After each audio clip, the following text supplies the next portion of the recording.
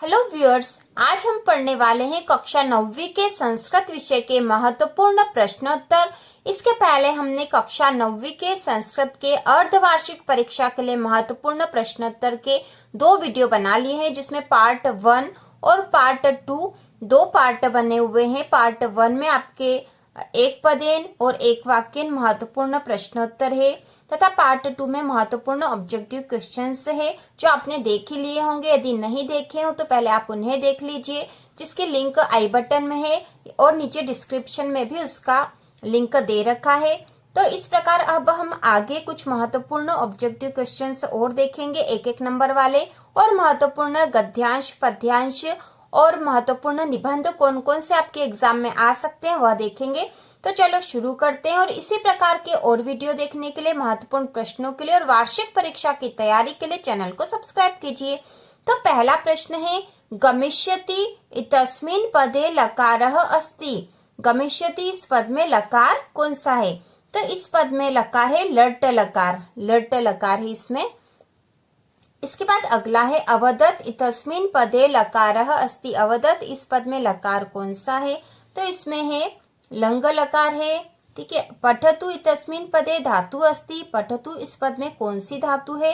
तो इसमें है पठ धातु, पठ धातु है। इसके बाद है भव इतस्मिन् पदे धातु अस्ति।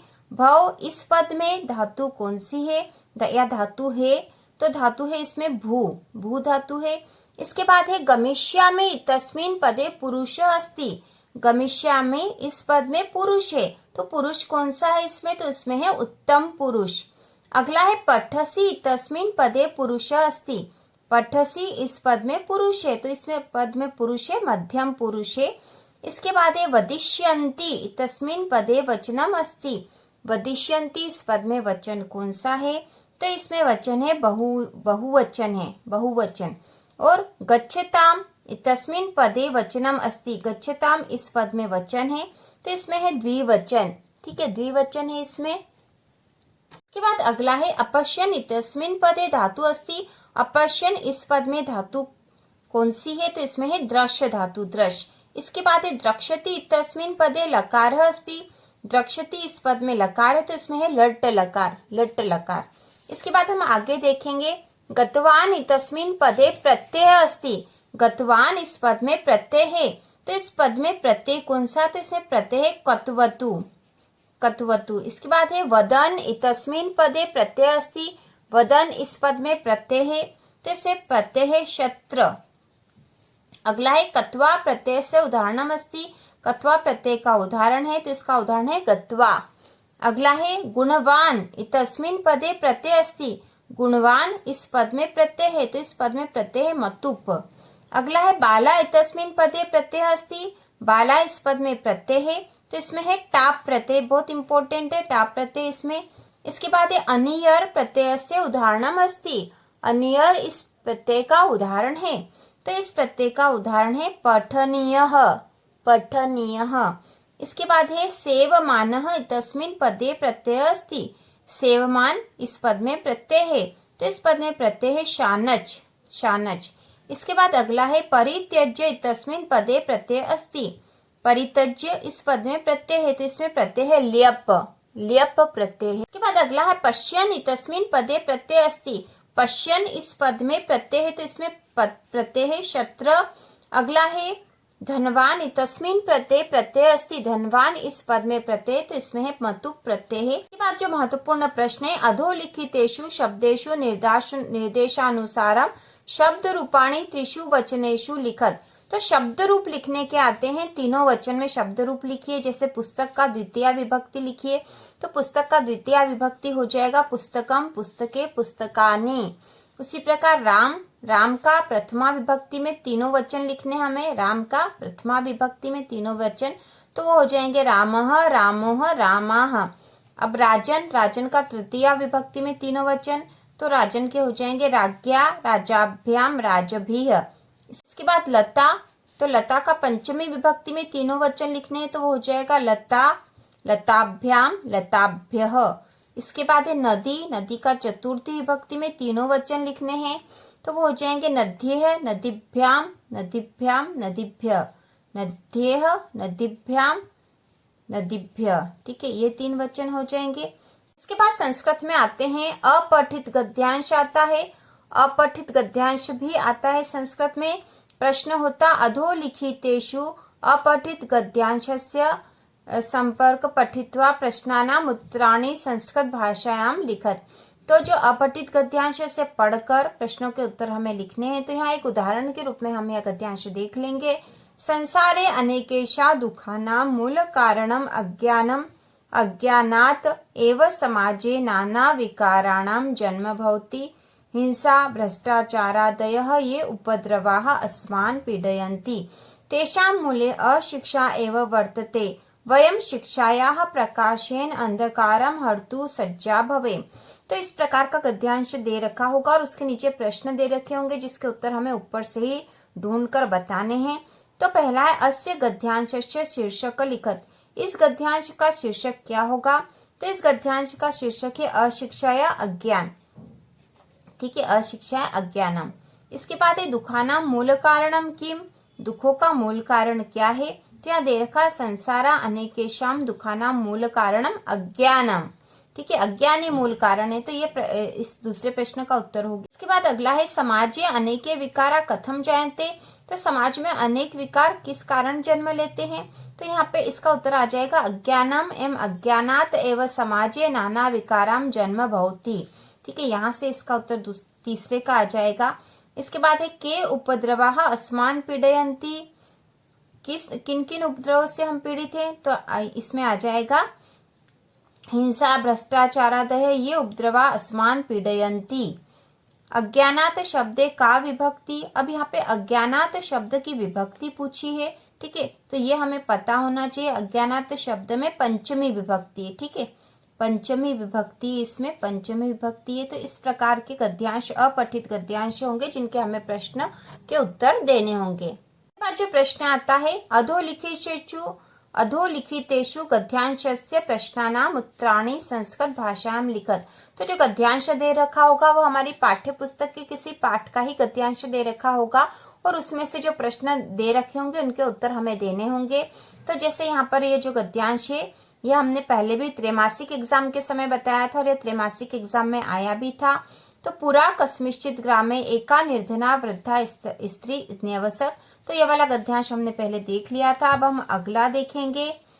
अस्ति हिमवान नाम सर्वरत्न भूमि नगेन्द्र तस्य सानोः उपरि बिभाति कंचनपुरम नाम नगरम तत्र जिमुतकेतु इति श्रीमान विद्याधरपि वसति स्म। तस्य गृहोद्याने कुलक्रमागत कल्पतरु स्थितः स राजा जिमुतकेतुः। तो इस प्रकार का पूरा गद्यांश दे रखा। प्रश्न यहाँ पूछा गया है हिमवानस्य सानोः उपरिम कम नाम नगरम विभाति। को कौन से नाम का नगर है यह पूछा है। तो यहाँ पे आ जाएगा हिमवान नाम सर्वरत्न भूमि नगेन्द्र। तो पहला है हिमवानस्य सानोः उपरिम कम नाम नगरम विभाति। हिमवान सानो उपरी किस नाम का नगर है? तो यहाँ पे बता रखा तस्य सानो उपरि विभाति कंचनपुरम नाम नगरम। ठीक है, कंचनपुरम नाम नगरम, तो कम के स्थान पर आ जाएगा कंचनपुरम, बाकी वैसा ही हो जाएगा। सर्वरत्न भूमि नगेंद्र से नाम किम। सर्वरत्न भूमि के नगेंद्र में मतलब राजा का नाम क्या है? तो यहाँ पे है हिमवान। ठीक है, क्या नाम है? हिमवान है। हिमवान नाम सर्वरत्न भूमि नगेंद्र, तो नगेंद्र का नाम यहाँ पर हिमवान आ जाएगा, किम के स्थान पर हिमवान। इसके बाद अगला है जिमुतकेतु पुत्र से नाम किम। जिमुतकेतु के पुत्र का नाम क्या है? तो जिमुतकेतु के पुत्र का नाम था जिमुतवाहनम। तो यहाँ पे किम के स्थान पर हम लिख देंगे जिमुतवाहनम। इसके बाद है जिमुतवाहन कीदृश आसीत। जिमुतवाहन कैसा था? तो जिमुतवाहन महान दानवीर सर्वभूतानुकंपी च अभवत। जब आप इस गद्यांश को 1 या 2 बार पढ़ लोगे तो आपको पता चल ही जाएगा कि हम इस तरह के शब्द जहाँ मिल रहे हैं वहीं उसका उत्तर भी मिल जाएगा। इसके बाद है जिमुतकेतु कुत्र वसति स्म। जिमुतकेतु कहाँ रहता था? तो जिमुतकेतु उसी नगर में रहता था, कंचनपुर नाम नगर में। तो जिमुतकेतु कुत्र के स्थान पर आ जाएगा कंचनपुर नाम नगरम वसति स्म।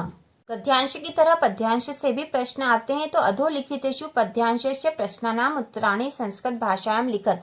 तो इस तरह का प्रश्न आता है। गद्यांश में जो आता है वो हमने देख लिया उसका एक उदाहरण।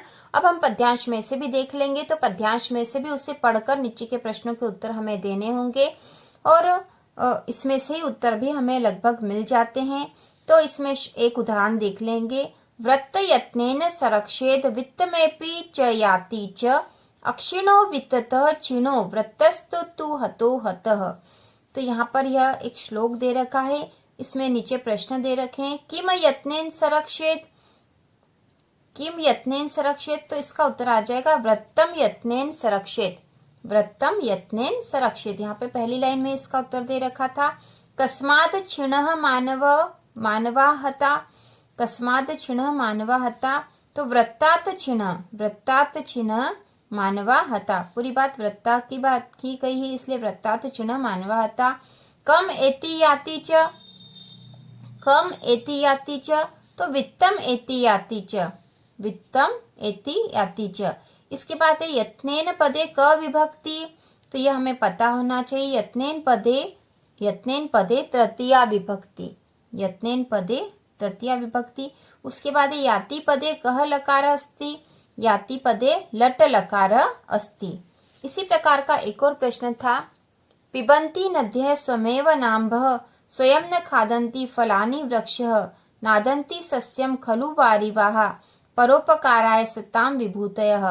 तो इसमें प्रश्न दे रखे हैं। नदीनां जलं काः न पिबन्ति, नदीनां जलं नद्या न पिबन्ति। वृक्षा कानि स्वयं न खादन्ति, वृक्षा फलानि स्वयं न खादन्ति। वृक्ष वारिवाराः किं न कुर्वन्ति, वारिवाराः सस्यं नादन्ति। वारिवारः कः अर्थ, वारिवाहस्य अर्थ मेघः। सतां विभूतयः किमर्थम अस्ति।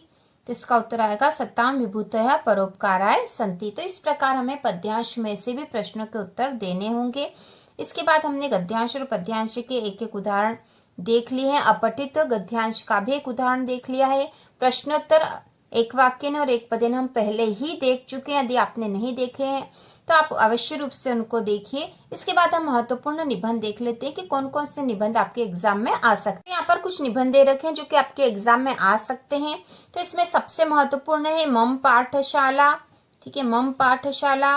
उसके बाद है पुस्तकम, फिर धेनुः, अस्माकं देशः।